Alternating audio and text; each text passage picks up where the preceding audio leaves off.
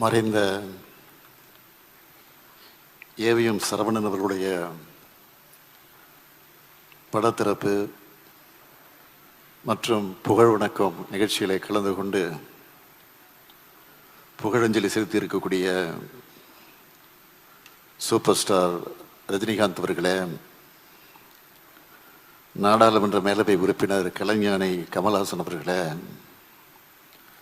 கவி பேரரசு வைரமுத்து அவர்களே, நல்லி குப்புசாமி அவர்களே, இயக்குனர் எஸ்பி முத்துராமன் அவர்களே, பிசி குகநாதன் அவர்களே, ஏவிஎம் குடும்பத்தை சார்ந்திருக்கக்கூடிய திரு பாலசுப்ரமணியம் அவர்களே, திரு MS குகன் அவர்களே, திருமதி அருணா குகன் அவர்களே, வருகை தந்திருக்கக்கூடிய மாண்புமிகு அமைச்சர் திரு மா சுப்பிரமணியன் அவர்களே, திரைத்துறையை சார்ந்திருக்கக்கூடிய பிரமுகர்களே, பத்திரிகை மற்றும் ஊடகத்துறையை சார்ந்த நண்பர்களே, உங்கள் அனைவருக்கும் என்னுடைய வணக்கம்.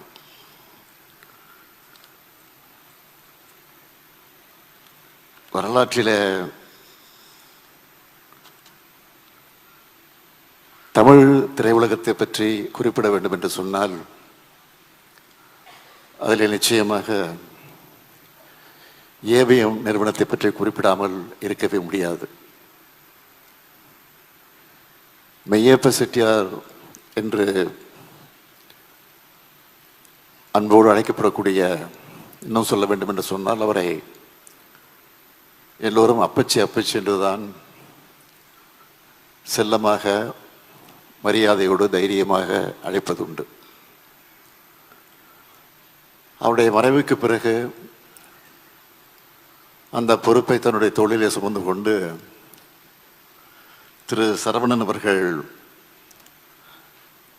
இந்த நிறுவனத்தை எப்படியெல்லாம் கட்டி காத்திருக்கிறார் என்பதை பற்றி அவரோடு நெருங்கி பழகி இருக்கக்கூடிய அண்ணன் முத்துராமனாக இருந்தாலும் சரி, நம்முடைய சூப்பர் ஸ்டாராக இருந்தாலும் சரி, கலைஞானியாக இருந்தாலும் சரி, நம்முடைய கவிஞர் வைரமுத்துவர்களாக இருந்தாலும் அவர்கள் பேசுகிற போது பல்வேறு செய்திகளை எல்லாம் குறிப்பிட்டு சொல்லியிருக்கிறார்கள். நம்முடைய சரவணன் அவர்கள் மயிலாப்பூரில் இருக்கக்கூடிய PS பள்ளியில் படித்து கொண்டிருந்த போது, அந்த பள்ளியில் பேச்சு போட்டி நடைபெற்ற போது அந்த பேச்சு போட்டியில் அவர் கலந்து கொண்டு முதலில் பரிசும் பெற்றிருக்கிறார். எதற்காக அந்த பரிசை பெற்றார் என்று சொன்னால், முதலில் அவர் கலந்து கொண்டு பேச்சு போட்டியிலே பராசக்தி வசனத்தை பேசித்தான் அந்த பேச்சு போட்டியிலே வெற்றி பெற்று அந்த பரிசையும் பெற்றிருக்கிறார். 1967ஆம் ஆண்டு அறிஞர் அண்ணா அவர்கள் முதலமைச்சராக பொறுப்பேற்றிருந்த போது, அப்பொழுது சென்னையில் அரசின் சார்பில் 2வது உலக தமிழ் மாநாடு நடைபெற்றது. அந்த உலக தமிழ் மாநாடு நடைபெற்று கொண்டிருக்கிற போது திரு மெய்யப்ப செட்டியார் அவர்கள் ஏவிஎம் ஸ்டுடியோவில் ஒரு விருந்துக்கு ஏற்பாடு செய்திருந்தார். அந்த விருந்துக்கு தலைவர் கலைஞர் அவர்கள், பேரறிஞர் அண்ணா அவர்கள், பல்வேறு அமைச்சர் மக்கள் எல்லாம் அந்த நிகழ்ச்சிக்கு அழைக்கப்பட்டிருந்தார்கள். அப்பொழுது ஏவிஎம் ஸ்டுடியோவில் காத்திருந்த கிருஷ்ணன் பஞ்ச் அவர்கள் நம்முடைய சரவணன் அவர்களை தலைவர் கலைஞரிடத்தில் அப்பொழுதுதான் அறிமுகப்படுத்தி வைத்திருக்கிறார். அதற்கு பிறகு பல்வேறு நிகழ்ச்சிகள் நடைபெற்றிருக்கிறது. 1972 ஹலோ மெட்ராஸ் என்கிற மாத இதழை அவர் பொறுப்பேற்று நடத்திய நேரத்தில் அந்த முதல் இதழை தலைவர் கலைஞர் அவர்கள் தான் தொடங்கி வைத்திருக்கிறார்கள். இன்னும் சொல்ல வேண்டும் என்று சொன்னால் 1975ஆம் ஆண்டு ஏவிஎம் ஸ்டுடியோவில் தொழிலாளர்கள் ஸ்ட்ரைக் நடந்திருக்கிறது, வேலை நிறுத்தம் நடந்திருக்கிறது. அந்த வேலை நிறுத்தம் நடைபெற்ற போது தலைவர் கலைஞர் அவர்கள் தான் அதில் முழுமையாக ஈடுபட்டு பேச்சுவார்த்தை நடத்தி ஒரு சுமூகமான முடிவை ஏற்படுத்தி தந்திருக்கிறார்கள். அதேபோல் ஏவிஎம்னுடைய பொன்விழா நடைபெற்ற போது தலைவர் கலைஞர் அவர்கள் அந்த விழாவிலே பங்கேற்றது உரையாற்றியது மட்டுமல்ல, 190 கேடயங்கள் மேடைகளில் நின்று கொண்டு அங்கே இருக்கக்கூடியவர்களுக்கு அந்த கேடயங்கள் எல்லாம் கலைஞர் அவர்களே தன்னுடைய கரங்களால் வழங்கியிருக்கிறார்கள். ஏவிஎம் செட்டியாருடைய 100ஆண்டு விழா தொடக்கத்தில் இன்றைக்கு நீங்கள் பார்க்கலாம், ஃபிலிம் சேம்பரில் அவருடைய திருவுருவச் சிலை இருக்கிறது. அந்த திருவுருவச் சிலையை தலைவர் கலைஞர் அவர்கள் தான் திறந்து வைத்திருக்கிறார்கள். எதற்காக இதையெல்லாம் நான் சொல்லுகிறேன் என்று சொன்னால், கலைஞருடைய குடும்பத்திற்கும் கலைஞருக்கும் ஏவிஎம்முக்கும் எந்த அளவுக்கு நெருக்கம் இருந்திருக்கிறது, தொடர்பு இருந்திருக்கிறது என்பதற்கு இதெல்லாம் உதாரணங்களாக இருக்கிறது என்பது, அதற்காகத்தான் இதையெல்லாம் குறிப்பிட்டதை தவிர வேற அல்ல. நான் சென்னை மாநகரத்துடைய மேயராக இருந்தபோது கடற்கரை பகுதியிலே நடைபயிற்சிக்கு செல்வது உண்டு. அப்பொழுது நம்முடைய சரவணன் அவர்களும் அவருடைய நண்பர்களோடு அங்கே நடைபயிற்சிக்கு வருவார்கள். நான் அடிக்கடி அவரை சந்தித்து பேசுவது உண்டு. சென்னையெல்லாம் எப்படி இருக்கிறது, எப்படி அதை டெவலப் பண்ணணும் அப்படின்லாம் எனக்கு அறிவுரைகள்லாம் சொல்லியிருக்கிறார். சென்னையில் இருக்கக்கூடிய பாலங்கள், நான் மேயராக பொறுப்பேற்றதை ஒரு 10 பாலங்களை கட்டினேன் என்பது உங்களுக்கெல்லாம் தெரியும், போக்குவரத்து நெரிசலை குறைப்பதற்காக. இந்த பாலங்களுடைய திறப்பு விழா நிகழ்ச்சிக்கு நான் நேரடியாக சென்று அழைப்பதை கூட தந்ததில்லை, தபாலில் அனுப்பிச்சி வச்சுருவோம். ஆனால் அதை பார்த்துட்டு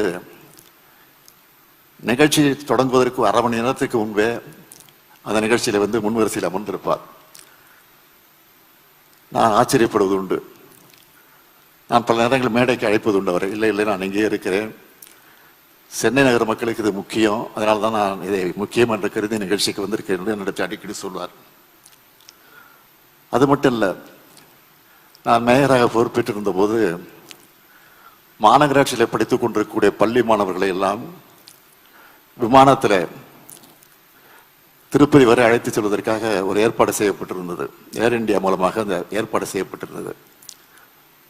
அந்த நிகழ்ச்சிக்கு காரணமே நம்முடைய ஏவிஎம் சரவணன் அவர்கள் தான். அவரும் என்னோடு வந்தார்கள். விமானத்தை போய் கொண்டிருந்த போது நாங்கள் பேசிக் கொண்டிருந்தது இப்போது என்னுடைய நினைவிலே பசுமையாக நினைவில் இருக்கிறது. அப்போதெல்லாம் திருட்டு விசிடி பரவலாக பேசப்பட்டு கொண்டிருந்தது. அதை பற்றி நாங்கள் பேசிக் கொண்டிருந்தோம். அப்போது சொல்வார், அதெல்லாம் சாதாரணமாக போச்சு, அதெல்லாம் கட்டுப்படுத்த முடியாது, நீங்கள் என்னதான் சட்டங்களை போட்டாலும் அதையெல்லாம் கட்டுப்படுத்த முடியாது, கண்டு காணாமல் போகணும். முதல்லாம் கூத்து இருந்துச்சு, நாடகம் வந்த பிறகு கூத்து மறந்து போச்சு, சினிமா வந்த பிறகு நாடகம் காணாமல் போச்சு. அது மாதிரி ஒன்று அந்த நேரத்துக்கு வருகிற போது அதற்கு தகுந்த போல் நம்ம மாற்றிக்கொள்ள வேண்டுமே தவிர இதெல்லாம் பெரிய பிரச்சனையாக இருக்கக்கூடாது சாதாரணமாக சொன்னார். நான் அதையெல்லாம் இப்போ நினச்சி பார்க்குறேன். காலத்துக்கேற்ற மாற்றங்களை கொண்டு வர வேண்டும் என்பதில் அவர் ஆர்வம் காட்டினார். அந்த வகையில் எனக்கு அறிவுரைகள் எல்லாம் ஆலோசனைகள் எல்லாம் எடுத்து சொல்லியிருக்கிறார். 2006 அவருடைய அஞ்சல் தலையை தலைவர் கலைஞர் அவர்கள் தான் வெளியிட்டிருக்கிறார்கள். அதே போல 2023 இதே ஏவிஎம் ஸ்டுடியோவில்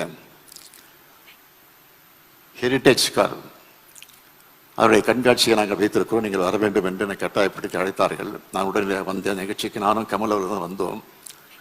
அப்போ ரொம்ப நேரம் அவரோடு நான் பேசிக்கொண்டிருந்ததான் நான் நினைச்சு பார்க்குறேன்.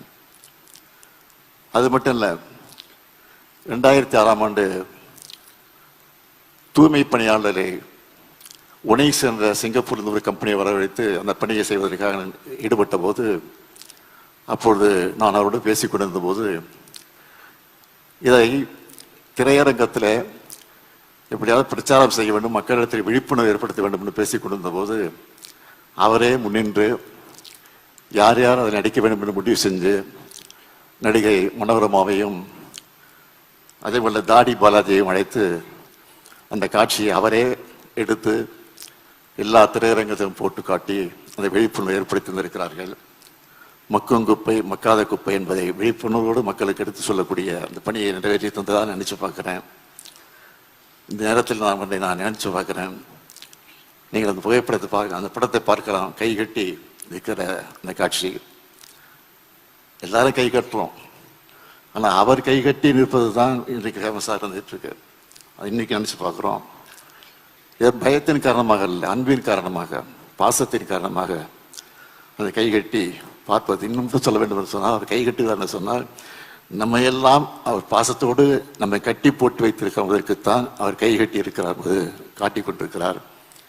ஆகவே அவருடைய புகழ் வாழ்க வாழ்க வாழ்க என்று சொல்லி முடிக்கிறேன். வணக்கம்.